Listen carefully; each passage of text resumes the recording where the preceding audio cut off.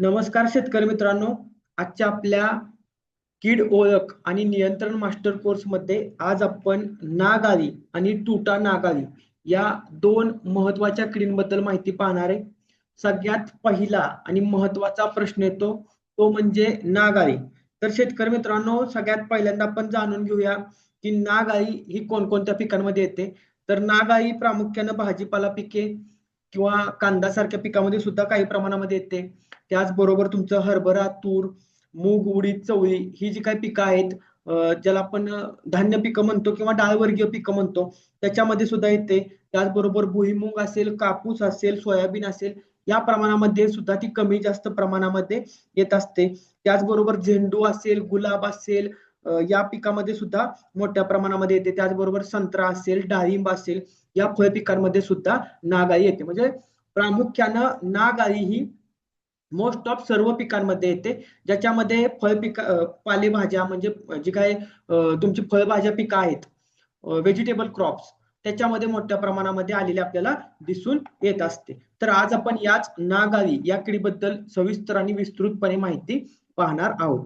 तर शेतकरी मित्रांनो, जी काही नागाळी आहे, नागाळीची जी काही शास्त्रीय नाव आणि जी काही महत्वाची त्याचं आकार वगैरे आहे, हे मी तुम्हाला पहिल्या स्क्रीनवर दिलेलं आहे. हे मी तुम्हाला पीडीएफ पाठवणार आहे, त्याच्यामधून तुम्ही तो माहिती घ्या. आपण आता जो काही प्रमुख विषय आहे त्या विषयाकडे जाऊया. तो म्हणजे नागाळीसाठी जे काही पोषक वातावरण आहे ते कोणतं असतं. कारण इथून पुढं प्रत्येक विषय आपल्याला 10-15 मिनिटं घ्यायला लागतोय. तर सगळ्यात पहिल्यांदा आपण बघूया की तापमान. तर शेतकरी मित्रांनो, नागाळीसाठी पोषक तापमान हे 25 ते 30 डिग्री सेल्सिअस, म्हणजे जे आत्ता तापमान आहे, आत्ताचं जे तापमान आहे ते नागाळीसाठी एकदम पोषक तापमान आहे. आत्ताच्या परिस्थितीमध्ये बऱ्याच शेतकऱ्यांच्या कलिंगड असेल, खरबूज असेल, टोमॅटो असेल, त्याचबरोबर इतर भाजीपाला पिकांमध्ये जसं की तुमचा झेंडू असेल किंवा कारले, दोडका, भोपळा असेल, या पिकांमध्ये मोठ्या प्रमाणामध्ये नागाळीचा प्रादुर्भाव झालेला आपल्याला दिसून येतो. का? तर सध्या आहे ऋतू बदल. आता ऋतू बदल असल्यानंतर किडींचा प्रादुर्भाव का वाढतो? तर ज्यावेळेस ऋतू बदल असते, उन्हाळ्यापासून हिवाळा संपून उन्हाळा चालू होतोय, या 15-20 दिवसाच्या पॅच मध्ये ढगाळ वातावरण मोठ्या प्रमाणामध्ये येतं. त्याचबरोबर तापमान आहे ते रिव्हिलंट राहतं, म्हणजे कंटिन्युअस एक वाढीचं तापमान राहतं. 25 ते 30 डिग्री सेल्सिअस कंटिन्युअस तापमान राहतं. जास्तीत जास्त काय तापमान राहतं, त्याच्याबरोबर आर्द्रता सुद्धा जास्त राहते. आणि याचमुळे मोठ्या प्रमाणामध्ये किडींचा प्रादुर्भाव आपल्या भाजीपाला पिकांमध्ये झालेला आपल्याला दिसून येतो. आणि त्याच्यामध्ये सुद्धा आताच्या परिस्थितीमध्ये ढगाळ वातावरण मोठ्या प्रमाणामध्ये असल्यामुळे नागाळीचा प्रादुर्भाव सुद्धा वाढलेला आपल्याला दिसून येतो. सो तापमानामध्ये 25 ते 30 डिग्री सेल्सिअसचे असणारे तापमान हे नागाळीसाठी एकदम पोषक आहे. त्याचबरोबर 40 डिग्री सेल्सिअस पेक्षा जास्त जर का तापमान असेल तर तिचा प्रादुर्भाव हा ऑटोमॅटिकच कमी झाला आपल्याला दिसतो, कारण या तापमानामध्ये कीड सर्व्हाइव्ह करत नाही. त्याचबरोबर जास्त जर का उष्णता असेल तरी सुद्धा जी काही अंडे आहेत किंवा जी काही लहान आया आहेत त्यांचा ऑटोमॅटिक मृत्यूचा दर हा वाढलेला आपल्याला दिसून येतो. त्याचबरोबर आर्द्रतेचा जर का विचार केला तर आर्द्रता ही 60 ते 80% जास्त हवी. त्याचबरोबर दमट वातावरणात जर विचार केला तर अंडी उबवण्याचा कालावधी हा कमी असतो. म्हणजे दमट वातावरण हे प्रजननाचा दर वाढवण्यासाठी नागाळीच्या पोषक आहे. त्याच्याबरोबर ढगाळ वातावरण असेल तरी पण प्रादुर्भाव मोठ्या प्रमाणामध्ये वाढतो. आणि दुसरी महत्वाची गोष्ट इथे दिली आहे बघा, की रब्बी हंगामामध्ये याचा प्रादुर्भाव मोठ्या प्रमाणामध्ये होतो. पावसाळ्याच्या सुरुवातीला सुद्धा याचा प्रादुर्भाव मोठ्या प्रमाणामध्ये होतो. आणि जसजसं ढगाळ वातावरण येईल तसतसं या किडीचा प्रादुर्भाव वाढलेला आपल्याला दिसेल. तो वातावरणामध्ये जर का तुम्ही बघितलं तर तुम्हाला 2-3 पॅरामीटर सेट करून ठेवणं गरजेचं आहे तुमच्या पिकासाठी. ते म्हणजे 25 ते 30 डिग्री सेल्सिअस होणारं तापमान, त्याचबरोबर 60% जास्तीची आर्द्रता, आणि जर का ढगाळ वातावरण असेल तर तुमच्या कोणताही भाजीपाला पीक असेल तर त्याच्यामुळे नागाळीचा प्रादुर्भाव होणार आहे. सो हा जो महत्वाचा मुद्दा आहे, हा महत्वाचा मुद्दा तुम्ही पॅरामीटर सेट करायला हवा या मुद्द्याचा. कारण या मुद्द्याच्या आधारावर तुम्हाला प्रतिबंधात्मक उपाययोजना करणं सोपं जातं. जर हा मुद्दा व्यवस्थित असेल, हे जर व्यवस्थित पॅरामीटर सेट केले तर तुम्हाला अगोदरच लक्षात येतं की तुमच्या पिकामध्ये कोणती कीड येणार आहे आणि त्याच्यानुसार तुम्ही उपाययोजना करून त्याच्यावर नियंत्रण हे मिळवू शकता. आता सगळ्यात महत्वाचा आणि पुढचा प्रश्न येतो तो म्हणजे पोषक परिस्थिती. आतापर्यंत आपण 4 क्लासमध्ये बघितलं की पोषक परिस्थिती म्हणजे सगळ्यात पहिली परिस्थिती म्हणजे अन्नद्रव्य नियोजन. तर तुम्हाला मी जसं आतापर्यंत सांगत आलोय तसंच मी तुम्हाला आता पण इथून पुढे पण सांगतोय की नायट्रोजन युक्त खतांचा वापर, ज्याच्यामध्ये तुम्ही N21 असेल, युरिया असेल, अमोनियम सल्फेट असेल, 19-19-19 असेल, 20-20-20 असेल, यांसारख्या खतांचा वापर करणं टाळायचा आहे. किंवा या खतांचा वापर जर का जास्त प्रमाणामध्ये केला तर तुम्हाला त्याच्या नंतर वापर केल्यानंतर लगेच योग्य कीटकनाशकाची फवारणी प्रतिबंधात्मक म्हणून करायची आहे. म्हणजे पोषक परिस्थिती तयार व्हायच्या अगोदरच तुम्हाला उपाययोजना करणं गरजेचं आहे. त्याचबरोबर कॅल्शियम युक्त किंवा पोटॅशियम युक्त खतांचा वापर करायचे. कॅल्शियम आणि पोटॅशियम हे जे जरी प्रादुर्भाव झाला असला आणि त्या सेल ज्या आहेत, वनस्पतीच्या ज्या पेशी आहेत, त्या पेशींचं जे नुकसान होतंय, त्या ब्रेक झालेल्या पेशी आहेत त्या पुन्हा त्यांच्या जखमा भरून काढायचं काम, त्या पेशी मजबूत करायचं काम हे कॅल्शियम आणि पोटॅशियम करणार आहे. सो तुम्ही कुठलाही भाजीपाला पीक असो 15 दिवसाच्या पुढे वाढीच्या अवस्थेमध्ये सुद्धा कॅल्शियम आणि पोटॅशियम हे देऊ शकता, ज्याचे रिझल्ट तुम्हाला चांगल्या प्रकारे दिसतात.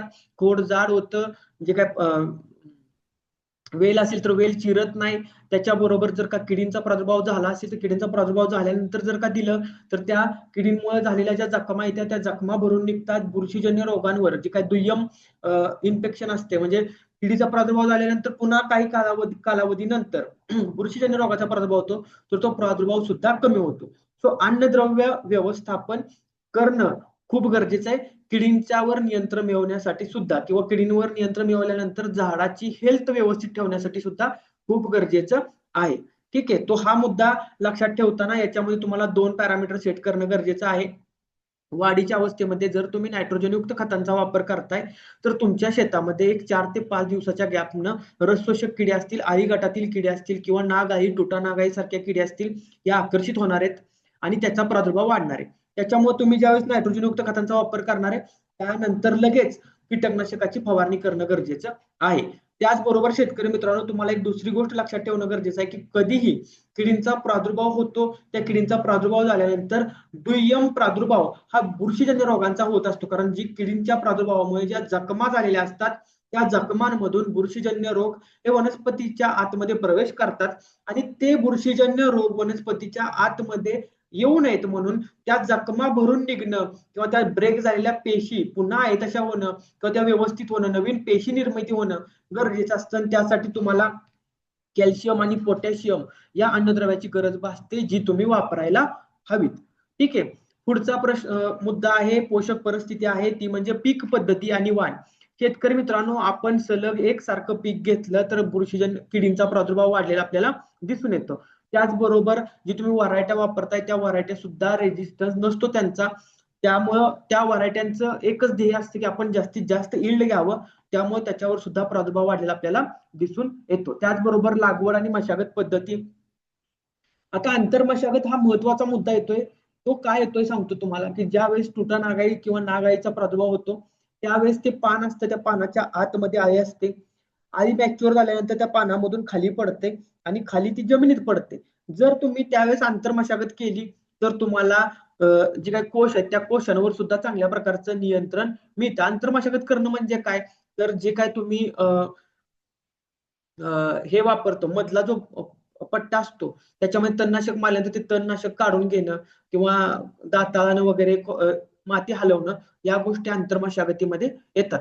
त्याचबरोबर जर तुमची लागवड दाट असेल तर तुम्ही जी काही कीटकनाशके वापरता ती कीटकनाशके त्या किडीपर्यंत पोहोचत नाहीत, त्या पानांपर्यंत पोहोचत नाहीत आणि त्याचे रिझल्ट तुम्हाला कमी मिळतात. त्याच्यामुळे तुम्हाला दाट लागवड सुद्धा करायची नाही. लागवडीचं स्पेसिंग खूप चांगल्या प्रकारे व्यवस्थितपणे अभ्यास करून हंगामानुसार चेंज करायचं आहे. त्याचबरोबर व्हरायटीनुसार सुद्धा चेंज करायचंय. जर तुम्ही टोमॅटोमध्ये विरांग असेल, 2048 असेल, आर्यमान असेल किंवा योगी 35 असेल किंवा तुमची ज्या काही व्हरायटी लावतो ज्याचं वायगर खूप जास्त असतं त्या व्हरायटी लावत असेल तर 5.5 फुटापेक्षा जास्त 2 ओळींमधील अंतर आणि 2 रोपांमधील अंतर 1.5 ते 2 फूट ठेवणं तितकंच गरजेचं आहे. त्याच्याबरोबर शेतकरी मित्रांनो, पुढची परिस्थिती आहे ती म्हणजे शेतामधील अस्वच्छता. शेतामध्ये जर अस्वच्छता असेल तरी सुद्धा मोठ्या प्रमाणामध्ये किडींचा प्रादुर्भाव झालेला आपल्याला दिसून येतो. त्यामुळे शेत तणमुक्त करा, तण नियंत्रण वेळोवेळी करून घ्या, त्याच्यामुळे सुद्धा प्रादुर्भाव होणार नाही. सो तुम्हाला या पोषक परिस्थिती आणि पोषक वातावरण हे लक्षात घेणं गरजेचं आहे. तुम्ही काय करायचे की तुम्ही समजा टोमॅटो लावले, टोमॅटो नाग आली, नागाईच्या पुढं काय येणार तुमचं पोषक वातावरण 25 ते 30 डिग्री सेल्सिअस, आर्द्रता 80% 60% जास्त, ढगाळ वातावरण, नायट्रोजनयुक्त खतांचा वापर, त्याचबरोबर शेतामधील अस्वच्छता, दाट लागवड, या सगळ्या गोष्टींचं पॅरामीटर बनवायचं. याच्यामधली जी परिस्थिती तुमच्या शेतामध्ये तयार होते त्याला तुम्ही टिक मार्क करायची, रिमार्क करायचा आणि त्याच्यानुसार तुम्हाला उपाययोजना करणं गरजेचं आहे. सो या गोष्टी करणं आता भविष्यासाठी किंवा आत्ताची जी काही आपण शेती करतोय त्यासाठी खूप गरजेचे आहे.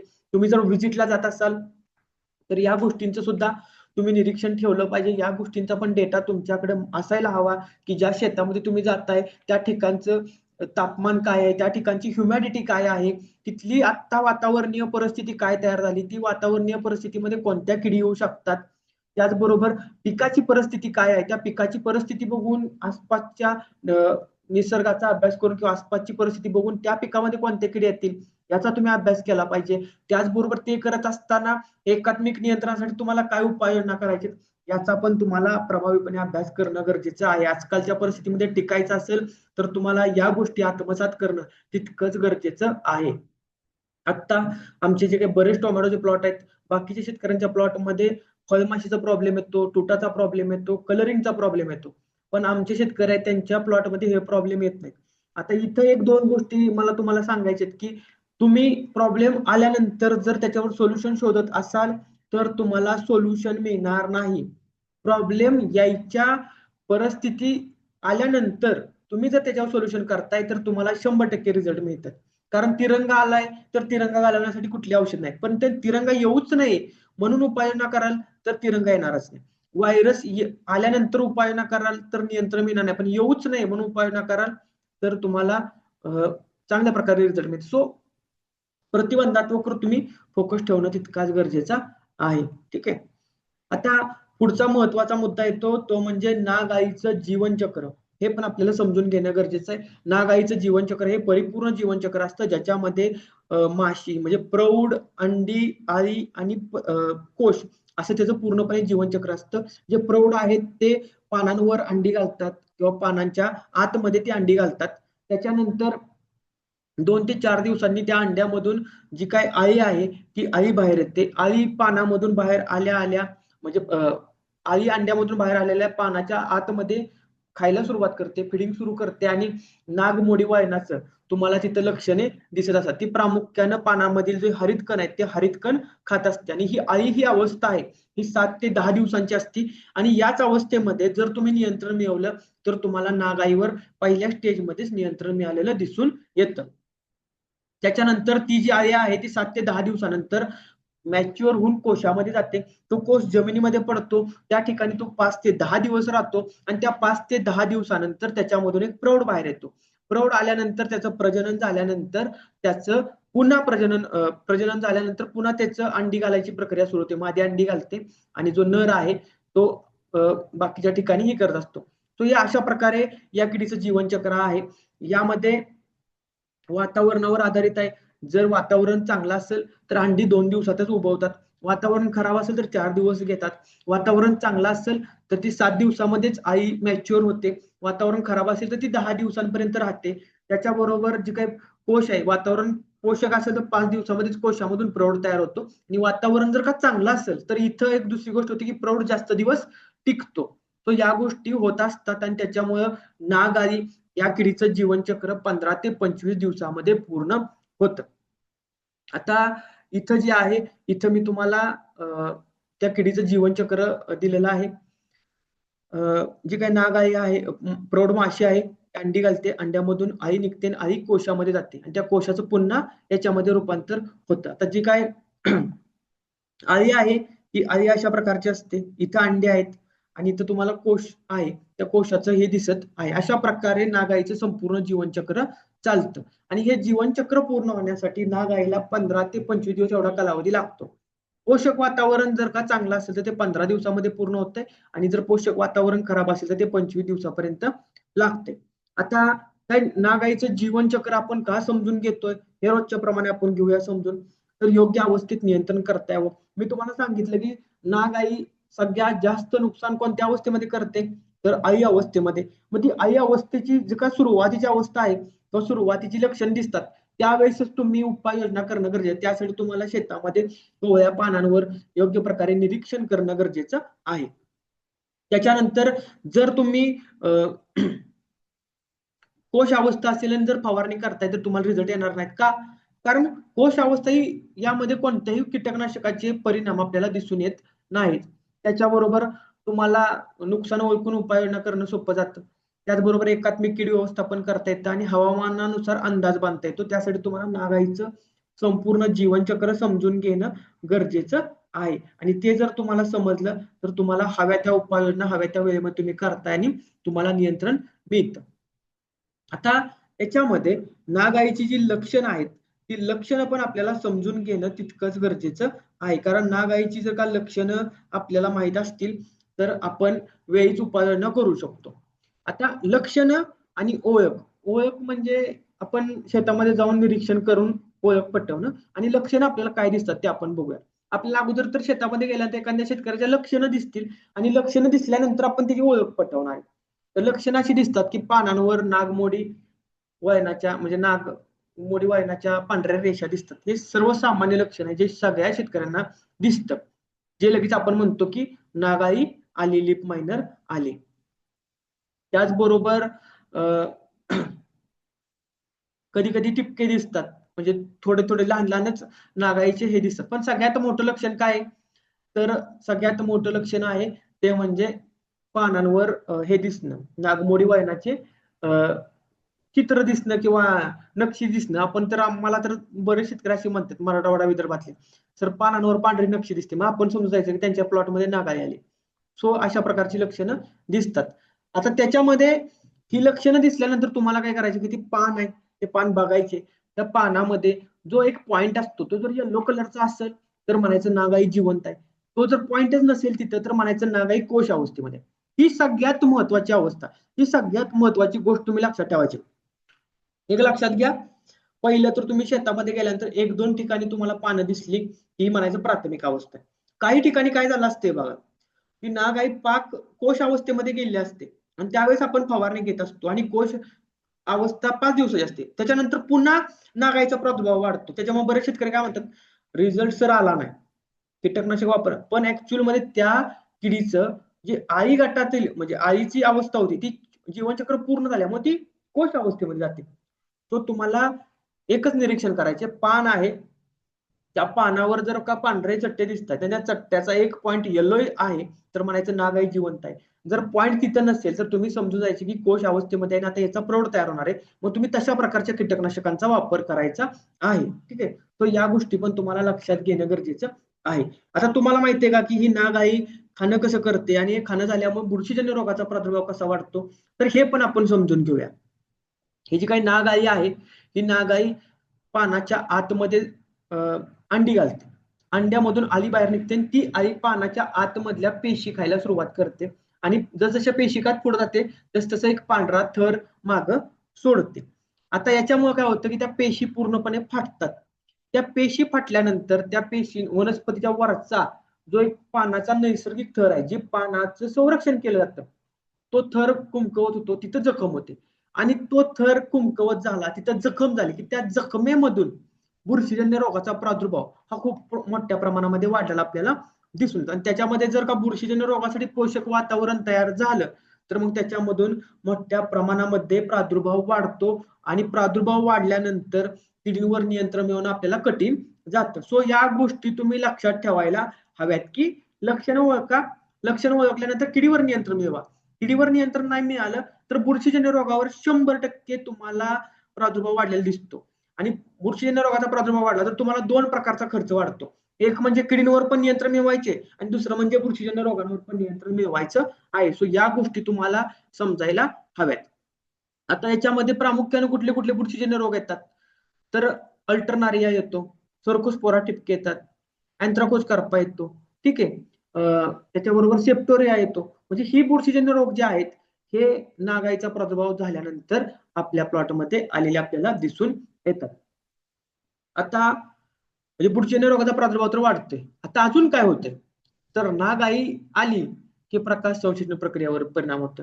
जसं मी तुम्हाला सांगितलं पानांचा हरित कणांचं प्रमाण कमी होतं, पानांमधील हरित पानांचं प्रमाण कमी झालं म्हणजे जे काही लाईट आहे, सनलाईट आहे, तिचं प्रमाण कमी झालं.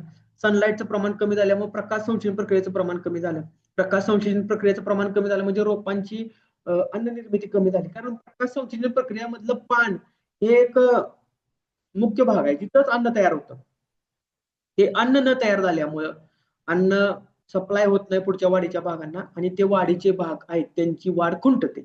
सो हे अशा प्रकारे प्रकाश संश्लेषण प्रक्रियेवर या किडीचा परिणाम होतो आणि ज्यामुळे रोपांची वाढ खुंटलेली आपल्याला दिसून येते. त्याच्याबरोबर पाणी शोषण आणि वहन प्रक्रियेवर सुद्धा याचा परिणाम होतो. तो कशा प्रकारे होतो? तर पाणी शोषण आणि वहन प्रक्रियेमध्ये जे काही पानं आहेत ती त्या पानांच्या वर जी पर्णरंध्र असतात त्या पर्णरंध्रांचं नुकसान होतं. पर्णरंध्रांचं नुकसान झाल्यामुळे बाष्पोत्सर्जन होत नाही. बाष्पोत्सर्जन झाल्यामुळे जे खालून पाणी वर शोषण झालं पाहिजे ते होत नाही. पाणी शोषण न झाल्यामुळं पाणी देऊन सुद्धा पाणी रोपांना मिळत नाही आणि रोप ट्रेसमध्ये जातात. सो हे पण लक्षण आपल्याला दिसून येतं. आता पुढचं आहे ते म्हणजे अन्नद्रव्य स्थलांतर प्रक्रिया. आता अन्नद्रव्य स्थलांतर प्रक्रिया जी पाणी शोषण आणि वहन प्रक्रिया आहे ती झायलम पेशींच्या माध्यमातून होते. पण अन्नद्रव्य स्थलांतर प्रक्रिया ही फोलम पेशींच्या माध्यमातून होते. ही कशा प्रकारे होते? तर ज्या वेळेस प्रकाश संश्लेषण प्रक्रिया होत असते तिथं अन्न तयार होतं. ते अन्न फोलम पेशींच्या माध्यमातून एका भागामधून दुसऱ्या भागामध्ये वाढीच्या भागांना पाठवलं जातं. तेच व्यवस्थित होत नाही का तर त्या फोलम पेशी डॅमेज झालेल्या असतात का तर पान आतमध्ये पूर्णपणे पोखरलेलं असतं आणि त्याच्यामुळे सुद्धा तयार केलेलं अन्न असून सुद्धा त्याचा पुरवठा होत नाही ज्याच्यामुळे तुम्हाला लक्षणं सुद्धा दिसतात. सो नागाई आली की मग इथं कॅल्शियम आहे, पोटॅशियम आहे, मॅग्नेशियमची लक्षणं तुम्हाला दिसतात. मग कॅल्शियमची लक्षणं अशी असू शकतात की ब्लॉसम एंड रॉट येतो, त्याच्याबरोबर पानांना क्लोरोसिस होतो, त्याच्यानंतर मॅग्नेशियम आहे की पानांमध्ये पिवळापणा वाढतो, पोटॅशियम आहे की साईज होत नाही, अशा प्रकारची लक्षणं आलेली आपल्याला दिसून येतात. आता ही जी काही नाग आली आहे तिचा प्रादुर्भाव नुकसान पातळीपेक्षा जास्त आहे हे कसं ओळखायचं? तर त्याच्यासाठी सगळ्यात महत्वाचं असतंय की कोणत्याही किडीची नुकसान पातळी त्या अवस्था असतात. सुरुवातीची अवस्था म्हणजे काय? ही 10 पैकी जे काही नाग पानं आहेत 10 पैकी 1-2 पानांवर नागाई दिसते तर ती नुकसान पातळीपेक्षा म्हणजे पहिल्या टप्प्यामध्ये आहे म्हणू शकतो. त्याच्यानंतर एक पान आहे म्हणजे कसं बघा टोटली पानं 10 पानं गोळा केले एका झाडाला 10 पानं आहेत. त्या 10 पानातल्या 2 पानांवर जर नागाई दिसते तर सुरुवातीची अवस्था आहे. त्या 2 पानांमध्ये सुद्धा त्या 2 पानांमध्ये सुद्धा 1-2 रेषा दिसत आहेत तर तुम्ही म्हणू शकता की प्रादुर्भाव कमी आहे पहिल्या अवस्थेमध्ये. लगेच उपाययोजना करा. प्रादुर्भाव वाढल्यानंतर काय होतं की 20-30% पानं संक्रमित होतात आणि एका पानावर 2-3-4 ठिकाणी तुम्हाला चट्टे दिसतात. तर त्यावेळेस समजायचं की ही मध्यम अवस्था, या अवस्थेतच तुम्हाला नियंत्रण मिळवणं शक्य आहे आणि या अवस्थेत जर नियंत्रण मिळवलं तर तुम्ही होणारं नुकसान तुमचं वाचवू शकता. आता सगळ्यात मोठं नुकसान कधी होतं? झाडाला पानं 6 या 6 मधल्या पण 3 पानांवर खालच्या 2 पानांवर नागाई दिसते. त्याच्यामध्ये पण एका पानावर 5-6 तुम्हाला चट्टे दिसतात. तर तुमचं नुकसान हे मोठ्या प्रमाणामध्ये होऊ शकतं. मग इथं दिलंय 10-20% नुकसान असेल तर ते भरून काढू शकतो. 30-40% नुकसान असेल तर मग ते उत्पादनामध्ये घट दिसते आणि 50% पेक्षा जास्त नुकसान असेल तर मग तुमचा खर्च 100% वाढतो. सो हे नुकसान पातळी सुद्धा तुम्हाला समजून घेणं गरजेचं आहे. आता आपण काय करूया तुटा नागाईचं पुढचं बघूया म्हणजे ते दोन्हीच्या उपाययोजना आपण एकत्रितपणे समजून घेऊया. ठीक आहे. आता तुटा नागाई ही तर सगळ्यात मोठी नुकसान करणारी कीड आहे. हिचं नुकसान तर जास्त प्रमाणामध्ये होतं. आता हिचं नावच आहे टुटा ऍब्सोल्युटा ज्याला आपण टोमॅटोवरील नागाई असं म्हणू शकतो. म्हणजे थोडक्यात टोमॅटो जी नागाई आहे तिचं नेक्स्ट व्हर्जन आहे. ठीक आहे. ही जी काय अवस्था आहे ही अवस्था नागाईप्रमाणेच असते पण हिचं नुकसान हे नागाईपेक्षा दुप्पट तिप्पट पण असू शकतं. आता हिच्यामध्ये जी नागाई आहे त्या नागाईपेक्षा ही आकारानं मोठी असते. आता याच्यामध्ये बघा या अशा प्रकारे तिचं शरीर रचना असते. जो लार्वा असतो तो 3 ते 5 मिलीमीटर लांब असतो. अडल्ट असतो तो 6 ते 7 मिलीमीटर लांब असतो. तो ग्रे कलरचा असतो. ठीक आहे. त्याच्यानंतर पानांवर अशा प्रकारे नुकसान होतं, फळांवर पण नुकसान होतं, फुलांमध्ये पण नुकसान होतं, फळामध्ये सुद्धा डॅमेज होतं. ठीक आहे. आता सगळ्यात महत्वाचा प्रश्न या किडीच्या वाढीसाठी पोषक वातावरण कोणतं आहे? तर ही जी काही तुटा नागाई आहे या किडीच्या वाढीसाठी पोषक वातावरण आहे 20 ते 30 डिग्री सेल्सिअसच्या दरम्यान असणारं तापमान, 35% पेक्षा जास्त जर तापमान वाढलं तर ऑटोमॅटिकच किडीवर नियंत्रण येतो. त्याच्यामुळे एकदम जर जास्त ऊन असेल, कडक, तर ह्या किडीचा प्रादुर्भाव कमी झाला आपल्याला दिसून येतो. आणि आर्द्रता पण 80% 60% जास्त पाहिजे. ते कमी सूर्यप्रकाश म्हणजे ढगाळ वातावरण याच्यामध्ये प्रादुर्भाव वाढलेला आपल्याला दिसतो. सो हे पॅरामीटर तुम्हाला लक्षात ठेवणं गरजेचं आहे, की याच्यानंतर आपल्याला लक्षात येते की आपल्या शेतामध्ये प्रादुर्भाव कधी होऊ शकतो. आता त्याच्याबरोबर याची पोषक परिस्थिती काय आहे? जसं मी मगाशी सांगितलं तसं अन्नद्रव्य व्यवस्थापन ही पोषक परिस्थिती आहे. त्याच्यानंतर पीक पद्धती आणि वाण निवड ही पण पोषक परिस्थिती आहे. लागवड आणि मशागत पद्धती ही पण पोषक परिस्थिती आहे. शेतामधील अस्वच्छता आणि तण व्यवस्थापन न करणं ही सुद्धा पोषक परिस्थिती आहे. ठीक आहे. आता ही जी काही कीड आहे, या किडीचा जर का आपण विचार केला तर ही कीड प्रामुख्यानं टोमॅटो सारख्या पिकामध्ये येते आणि तिथं खूप मोठ्या प्रमाणामध्ये नुकसान करते. त्याचबरोबर याच कुटुंबातील वांगी असेल, बटाटा असेल, या पिका किंवा तंबाखू असेल, याच पिकामध्ये म्हणजे या पिकामध्ये सुद्धा त्याचं नुकसान होऊ शकतं. पण सगळ्यात मेजर नुकसान हे टोमॅटोवर होत असतं. ठीक आहे. त्याच्याबरोबर हे जे आपण धोत्रा म्हणतो, धोत्रा म्हणून एक झाड असते, त्याच्यावर सुद्धा या किडीचा प्रादुर्भाव होतो. म्हणजे ही कीड जी आहे, ही कीड ठराविक पिकांमध्ये येते आणि ती जी कीड आहे ती मोस्ट ऑफ सगळ्या पिकांमध्ये येत असते. आता हिच्या पण अंडी, आळी, कोश आणि पतंग अशा अवस्था आहेत. अंडी अवस्थामध्ये जी काही पतंग आहे, तो पतंग पानांच्या आतमध्ये, खोडाच्या आतमध्ये, फळांच्या आतमध्ये अंडी घालतो. त्या अंड्यामधून 2 ते 4 दिवसांमध्ये अळी बाहेर निघते. ती अळी सगळ्यात जास्त नुकसान करते. म्हणजे मोठ्या प्रमाणात, अगदी टोटल लॉस म्हटलं तरी काही हरकत नाही. खूप जास्त प्रमाणामध्ये नुकसान करते आणि ही अवस्था असते 7 ते 10 दिवसांची. याच्यामध्ये जर तुमचा प्रादुर्भाव हा 30 दिवसाच्या आत असेल, म्हणजे फळधारणेच्या अगोदर असेल, तर तुम्ही त्याच्यावर 100% नियंत्रण मिळवू शकता. पण फळधारणेनंतर जर का प्रादुर्भाव वाढला या अळीचा, तर तुम्हाला नियंत्रण मिळवणं अगदी कठीण जातं. त्याच्यामुळे शेतकरी मित्रांनो, तुम्ही जो प्रादुर्भाव आहे, तो प्रादुर्भाव कोणत्या अवस्थेमध्ये होतोय, त्यावरून तुम्हाला कीटकनाशकांचा योग्य प्रकारे वापर करणं तितकंच गरजेचं आहे.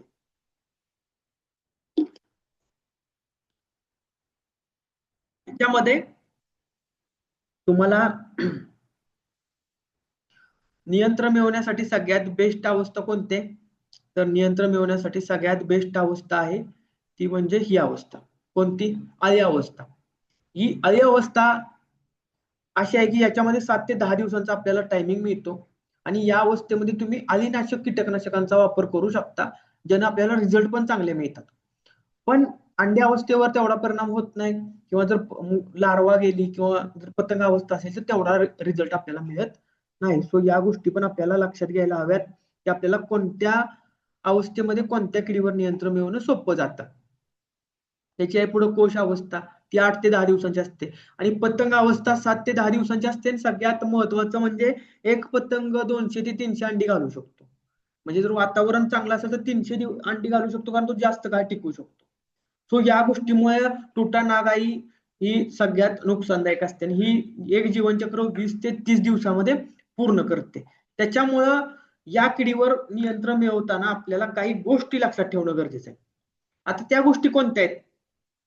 हो का, आपण जे काही आपलं झाड आहे त्याचं आपण फुल धारणेपर्यंतची एक अवस्था असते, फुल धारणेनंतरची एक अवस्था असते.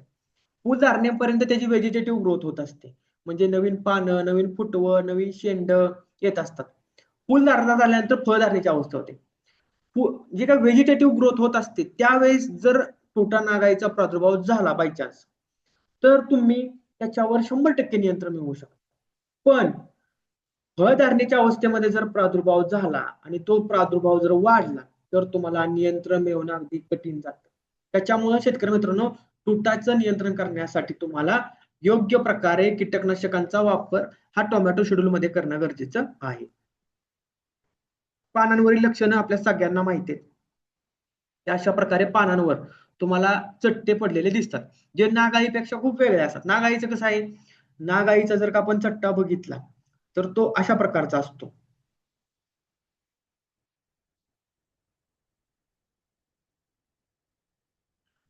तो अशा प्रकारचा असतो आणि तो आकाराने लहान असतो. हा चट्टा असा मोठा असतो ज्या ठिकाणी ते मोठ्या प्रमाणामध्ये डॅमेज झालेलं असतं. आणि इथं त्या अळीचा जर फोटो बघितला तर तो पण वेगळा असतो. आता ही अळी पानांवर अशा प्रकारे नुकसान करते, फुलांवर पण नुकसान करते. म्हणजे फुलांमधलं आतमधलं जे पोलन आहे ते पोलनच खाऊन टाकते. अशा प्रकारे पण म्हणजे त्यावेळेस फुलांची गळ मोठ्या प्रमाणामध्ये झाली आपल्याला दिसून येते. फुलामध्ये तुम्हाला मग त्याची विष्ठा पण दिसून येते अळीची. त्याचबरोबर फळांवरचं नुकसान तर खूप मोठ्या प्रमाणामध्ये असतं. मग अगदी तुम्हाला माहितीये का 50% माल पण फेकून द्यायला लागतो. एवढ्या मोठ्या प्रमाणामध्ये अळीचं नुकसान होऊ शकतं तुटाचं. सो तुम्हाला या दोन गोष्टी समजून घ्यायला हव्यात. आता त्याच्याबरोबरच मगाशी सांगितल्याप्रमाणे बुरशीजन्य रोगांचा पण प्रादुर्भाव आपल्याला वाढलेला तुटा नागाळीमुळे दिसून येतो. आता नागाळी आणि तुटा नागाळीमध्ये फरक काय की नागाळीचं डॅमेज आपण कंट्रोल करू शकतो आणि ते फळांवर नुकसान करत नाही. पण तुटा नागाळीचं डॅमेज आपण पानांवर असेल तर कंट्रोल करू शकतो, पण फळांवर जर प्रादुर्भाव झाला तर कंट्रोल करू शकत नाही. कारण कसं असतंय की अशा प्रकारची फळं तुम्ही एक लक्षात घ्या, एकदा फळ आपल्या झाडाला 10 फळं आहेत, प्रादुर्भाव झाला 3 फळं नाश झाली तर ती कंट्रोल करून 3 फळं बरोबर येणार आहेत का? त्या 3 फळांचं आपल्याला उत्पादन मिळणार आहे का? तर ती खराब तर खराबच झालीत. आता ती खराब झाल्यानंतर एकतर ती मार्केटला जाणार नाही, पण दुसरी गोष्ट त्याची साईज पण वाढत राहणार आहे. का वाढत राहणार आहे? आपण तर प्रत्येक फळ चेकिंग करत बसणार नाही. का वाढत राहणार आहे? तर एक असा विषय असतो की झाड वाढीचं भाग, आता फळांची वाढ आहे, त्या वाढीच्या भागाने अन्नद्रव्य पुरवतच राहणार.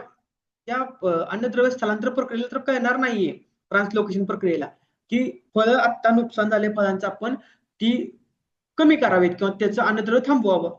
त्याच्यामुळं फळ अवस्थेमध्ये सगळ्यात जास्त प्रमाणामध्ये तुटा नागाळीमुळे नुकसान होतं. शिवाय मगाशी सांगितल्याप्रमाणे त्याच्यामध्ये बुरशीजन्य रोगाचा सुद्धा प्रादुर्भाव वाढतो. ठीक आहे. त्याच्याबरोबर मगाशी सांगितल्याप्रमाणे प्रकाश संश्लेषण प्रक्रिया ती पण पूर्णपणे थांबते. त्याच्यानंतर अन्नद्रव्य पाणी शोषण आणि वहन प्रक्रिया ती पण थांबते. अन्नद्रव्य स्थलांतर प्रक्रिया म्हणजे ऊर्जा स्थलांतर प्रक्रिया आपण म्हणू शकतो त्याला, ती पण थांबते. आता ही तुटा नागाळीचं म्हणजे नुकसान पातळी कशी ठरवायची, तर त्याच्यामध्ये 10 पैकी 1-2 पानांवर जर का प्रादुर्भाव असेल आणि एक 10-15 झाडांवर जर प्रॉब्लेम असेल तर आपण म्हणू शकतो सुरुवातीची अवस्था आहे. पण मध्यम अवस्था कोणते, 5 ते 10% पानं आहेत आणि 2 ते 3 तुम्हाला आळ्या पण दिसतात एखाद्या झाडावर, तर म्हणू शकता तुम्ही की प्रादुर्भाव मोठ्या प्रमाणामध्ये वाढलाय. सगळ्यात जास्त नुकसान तीव्र अवस्थेमध्ये असते. त्यामध्ये जर का नुकसान 30% वाढलं तर फळांचं सुद्धा 30% नुकसान होतं. म्हणजे जर तुमच्याकडे 30 टन माल निघणार आहे तर त्यातला 10 टन माल तुमचा आधीच खराब होतो. सो नुकसान पातळी सुद्धा ठरवून तुम्ही उपाययोजना करणं गरजेचं आहे. आता तुम्हाला निरीक्षण तर काय करायची गरज नाही. शेतामध्ये गेलं की तुटा नागाळी असेल तर 100% आपल्याला रिझल्ट मिळतात. आता आपण बघूया उपाययोजना. त्याच्यामध्ये नागाळी आणि तुटा नागाळी अशा दोन्हीच्या एकत्रितपणे आपण उपाययोजना बघूया. याच्यामध्ये एकात्मिक नियंत्रण उपाययोजना, प्रतिबंधात्मक आणि उपचारात्मक असे 3 उपाययोजना बघूया. आता पहिलं बघूया आपण शेताची मशागत. आता ही टोमॅटो तुटा नागाळीसाठी खूप इम्पॉर्टंट पार्ट आहे. तो कशा प्रकारे, ज्यावेळेस तुम्ही शेताची मशागत खोलवर करता आणि उन्हामध्ये ती 15 ते 20 दिवस तापवून देता, त्यावेळेस आपण बघा उन्हाळ्यामध्येच या गोष्टी करतो.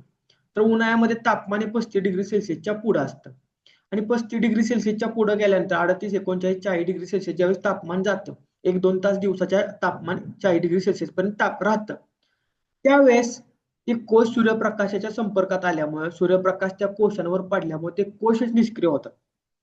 म्हणजे जर कोश निष्क्रिय झाले तर त्याच्यामधून प्रौढच बाहेर, पतंगच बाहेर येणार नाही आणि आपल्याला नियंत्रण मिळणार. सो त्यासाठी तुम्हाला कोशांवर नियंत्रण मिळवणं गरजेचं आहे. त्यासाठी मशागत आणि सोलरायझेशन हे करणं गरजेचं. लँड प्रिपरेशन करताना सोलरायझेशन ही प्रक्रिया करणं गरजेचं आहे. त्याच्यानंतर तुम्ही फनपाई मारा.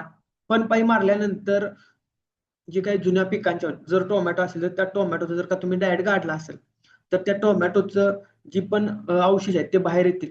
त्या अवशेष शेताच्या बाहेर टाका आणि ते पेटवून द्या अक्षरशः. कारण त्या अवशेषांमध्येच किडींचे कोश असतात आणि त्यांना पोषक वातावरण मिळालं की त्या कोशामधून पतंग बाहेर निघतो. सो हे समजून घ्या.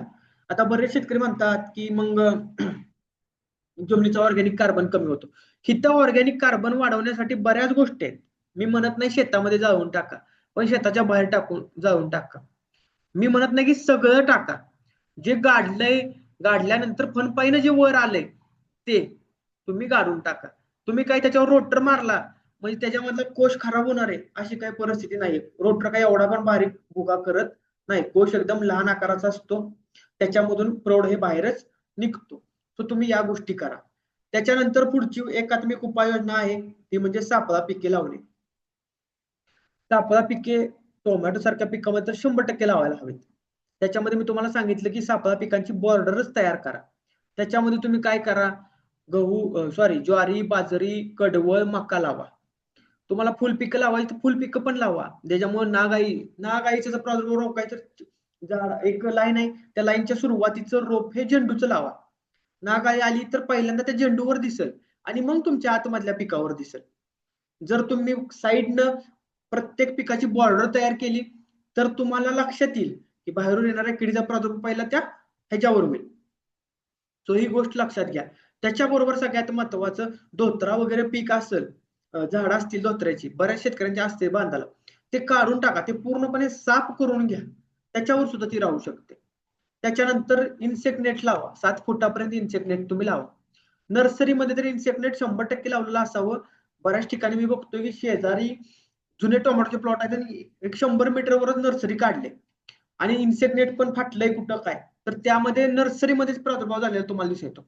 आणि नर्सरीमध्ये जर प्रादुर्भाव असेल तर मग अवघड काम आहे. मग आपल्याला सुरुवातीचाच खर्च आपला वाढतो. अगदी रोप तुम्ही रुपयाला आणलं तर रुपया खर्च तुमचा तिथंच वाढलेला असतो. कारण तुम्हाला माहिती आहे की कीटकनाशकांचे दर हे खूप महाग आहेत आता सध्याच्या परिस्थितीमध्ये. त्याच्यानंतर पिवळं चिकट सापळं लावणं ही पण खूप महत्वाची गोष्ट आहे. त्याच्यावरून तुम्हाला नागाईवर नियंत्रण मिळवणं सोपं जातं. नीम तेल किंवा इतर सेंद्रिय कीटकनाशकांचा वापर वारंवार करणं, जैविक कीटकनाशकांचा वापर वारंवार करणं. आता टोमॅटो सारख्या पिकामध्ये जर तुम्ही रासायनिक कीटकनाशके वापरून सुद्धा जर तुम्हाला रिझल्ट मिळत नसेल तर तुम्हाला जैविक कीटकनाशक वापरायलाच हवीत. जर तुम्ही ती वापरली तर तुम्हाला चांगल्या प्रकारचे रिझल्ट मिळतात. पण जैविक कीटकनाशक वापरण्यासाठी सुद्धा काही बॅरियर आहेत. त्याच्यामध्ये ढगाळ वातावरण हवं, टेम्परेचर 35°C पेक्षा जास्त नसावं. अशा परिस्थितीमध्ये तुम्ही जैविक कीटकनाशके वापरू शकताय. त्याच्यानंतर प्रतिबंधात्मक उपाय. प्रतिबंधात्मक नियंत्रण उपाययोजना म्हणजे काय? तुम्हाला माहितीये की पोषक परिस्थिती तयार झाली, पोषक वातावरण तयार झाले की लगेच तुम्ही योग्य प्रकारे कीटकनाशकांचा वापर करून त्याच्यावर नियंत्रण मिळवू शकता.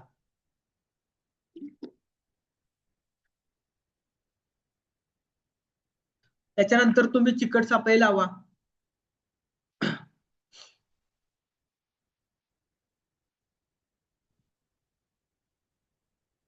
त्याच्यानंतर तुम्ही चिकट सापळे ते चेक करा. त्याच्यानंतर तुम्ही सापळा पिके चेक करा आणि योग्य वेळी योग्य कीटकनाशकाची फवारणी करा, म्हणजे प्रतिबंधात्मक उपाययोजना करा. आता आहे उपचारात्मक नियंत्रण उपाययोजना. म्हणजे काय? प्रादुर्भाव तुमचा सेकंड स्टेजला आहे किंवा प्रायमरी स्टेजला आहे आणि जो तुम्ही ओळखलाय की लगेच नियंत्रण उपाययोजना करणं म्हणजे तुम्हाला नियंत्रण चांगल्या प्रकारे मिळून जातं.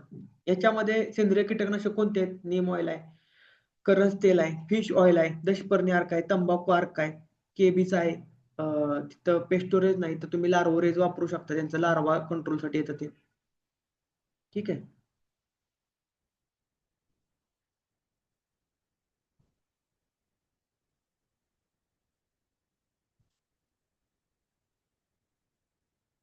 आता आलं रासायनिक कीटकनाशकांचा पर्याय. त्याच्यामध्ये तुम्ही कुठली कुठली कीटकनाशक वापरू शकता ते आपण बघूया, म्हणजे आपला हा विषय संपवत नाही. त्याच्यामध्ये आलं डायमाइड ग्रुप मधली कीटकनाशक, म्हणजे क्लोरोट्रॅनिलिप्रोल, फ्लुबेंडामाइड अशी, टेट्रानिलिप्रोल, ओके, सायनाट्रॅनिलिप्रोल. ठीक आहे. दुसरं आलं स्पिनोसाइन ग्रुप मधली, म्हणजे कुठलं? स्पिनोटोरम, स्पिनोसॅड. अवरमेक्टिन ग्रुप मधली आली. सोडियम चॅनेल ब्लॉकर्स आले, म्हणजे इंडोस्कार्ब आलं तुमचं. बेन्झोल युरिया म्हणून ग्रुप येतो, तो वापरू शकता, म्हणजे लिफेन्युरॉन, म्हणजे इव्हिसेंट वगैरे आलं. पायरोल्स आलं, मायक्रो. आता इथं आपण बघूया कीटकनाशक कुठली. मग डायमाइड ग्रुप मध्ये तुम्ही काय वापरू शकता? क्लोरंट्रॅनिलपोर वापरू शकता. मग त्या क्लोरंट्रॅनिलपोरचं प्रोडक्ट कुठले येते? कोराजिन येते, कोर प्रायमा येते, अजून ऍम्प्लिव येते. ठीक आहे. मग याचा वापर तुम्हाला ॲम्प्लिगो असेल तर 0.5, कोराजिन असेल तर 0.3 ते 0.4. ठीक आहे. आता फ्लुबेंडिमाइड म्हणजे टाटाचं फेम येतं, सॉरी बायरचं फेम येतं आणि टाटाचं टाकूम येतं. तुम्हाला एक प्रोडक्ट माहिती आहे, एक प्रोडक्ट होतं बायरचं फ्लुबेंडिमाइड प्लस इमिडाक्लोपिड. ते पण प्रोडक्ट चांगलं होतं, पण ऍक्च्युअली त्याचं मला नावच आठवत नव्हतं दुपारी. सो त्याचं पण आपण रिझल्ट बनवू शकतो, त्याचा पण चांगल्या प्रकारे वापर करू शकतो. सायनाट्रानिलिप्रोल म्हणजेच बेनिव्हिया, टेट्रानिलिप्रोल म्हणजे वायगो, बेस्ट रिझल्ट आहेत. सो या कीटकनाशकांचा वापर तुम्ही करू शकता. त्याच्यानंतर तुम्ही डेलिगेटचा वापर करू शकता, ट्रेसरचा वापर करू शकता, रिझल्ट चांगले मिळतील. त्याच्यानंतर तुम्ही आबासीनचा वापर करू शकता. ट्रान्सलिमिनर ऍक्शन करणारं कीटकनाशक आहे. पानाच्या वरच्या भागामधून पृष्ठभागावर फवारल्यानंतर तिथून ते आतमध्ये प्रवेश करतं आणि वनस्पतीच्या खालच्या जे पाठीमागचा भाग आहे तिथपर्यंत पोहोचतं. त्याच्यामुळं त्या आळीच्या त्वचेमधनं ते प्रवेश करतं. त्याच्यानंतर इमामेक्टिन बेंझोड वापरू शकता. त्याचे पण रिझल्ट चांगल्या प्रकारचे आहेत. मग त्याच्यासाठी तुम्ही प्रोक्लेम वापरू शकता क्रिस्टलचा. आता आबासीन पण क्रिस्टलचा आहे. त्याच्यानंतर लिफेन्युरॉन वापरू शकता, जे सिजेंटाचं मॅच म्हणून प्रोडक्ट येते, सिंगल वापरायचे तर. नोव्हल्युरॉन वापरू शकता, आदामाचं रिमॉन म्हणून प्रोडक्ट येतं. त्याच्यानंतर इंडोस्कार्ब वापरू शकता. ठीक आहे. त्याच्यानंतर इनप्रिड वापरू शकता. त्याच्यानंतर तुम्ही काय म्हणतात त्याला, कॉम्बिनेशन कुठली कुठली वापरू शकता. तर कॉम्बिनेशन मध्ये तुम्ही ॲम्प्लिगो वापरू शकताय. त्याच्यानंतर ओलिम्पेक्सी ड्रेंचिंग करू शकता किंवा फवारणी पण करतात आता ओलिम्पेक्सीची. पहिले करत नव्हते पण आता करतात. म्हणजे त्याचं प्रमाण सुद्धा तुम्हाला 0.5 ml प्रति लिटर या प्रमाणामध्ये घ्यायचं आहे.